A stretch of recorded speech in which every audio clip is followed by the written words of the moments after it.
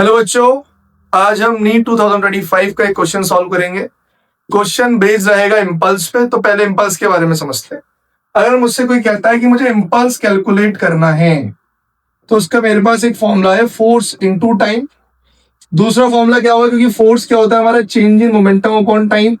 तो इसका मतलब जब मैं फोर्स इनटू टाइम करूंगा तो क्या आएगा, चेंज इन मोमेंटम। तो इम्पल्स निकालने का एक और तरीका है चेंज इन मोमेंटम। और मोमेंटम में चेंज कैसे लिख लेगा, मास into change in velocity. Change in velocity का मतलब एफ वी फाइनल और वी इनिशियल। और इसी टॉपिक को और इसी कॉन्सेप्ट को इस क्वेश्चन में हम लोग यूज करते हैं। तो क्वेश्चन बोला गया है कि एक बॉल को हमने 40 मीटर की हाइट से ड्रॉप किया गया है और वो फिर टकराती है और रिबाउंड होती है 10 मीटर की हाइट तक। तो बताओ कि इस ग्राउंड ने उस बॉल पे कितना इंपल्स इंपार्ट किया।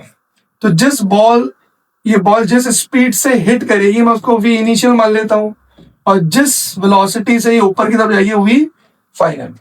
तो कोई मुझसे कहे कि हमें इंपल्स निकालना है, तो mass into change in velocity, तो mass into v final minus v initial. तो वी फाइनल और वी इनिशियल हमें कैलकुलेट करना है। इनिशियल हम कैसे कैलकुलेट करेंगे, क्योंकि ड्रॉप हो रहा है, हाइट दी गई है। तो अगर इक्वेशन लगा दूं, थर्ड इक्वेशन, तो मुझे फाइनल वेलोसिटी मिल जाएगी √2gh। और g की वैल्यू कितनी है हमारी, 9.8। हाइट कितनी दी गई, यहां से ड्रॉप किया गया है 40। ये हमारा v इनिशियल है। आप इसे फर्दर सॉल्व करेंगे तो आ जाएगा ये 2 और ये 4 और ये 98। ऐसे आप फर्दर सॉल्व करेंगे तो बेटा आएगा 28 मीटर पर सेकेंड। ऐसे ही जब वो बॉल हिट करेगी और 10 मीटर तक जाएगी, तो इस बार फाइनल वेलोसिटी 0 होगी, फाइनल 0 हो जाएगी। तो जो हम वापस से इक्वेशन लगाएंगे, तो किस स्पीड से वो ग्राउंड को से वापस जा रही है, तो ये तो 0 है। तो हमें ये हमारा u फाइनल का काम कर रहा है, ये हमारा आंसर जाएगा। तो u जो हमारा v फाइनल है वो हमारा √2gh। तो वो हाइट कितनी वापस ऊपर गई है, वापस गई है 10। आप इसे सॉल्व करेंगे तो आपका बेटा निकल के आएगा 40। बस हमें फॉर्मूले में अपलोड करना है। तो मास 0.5 है।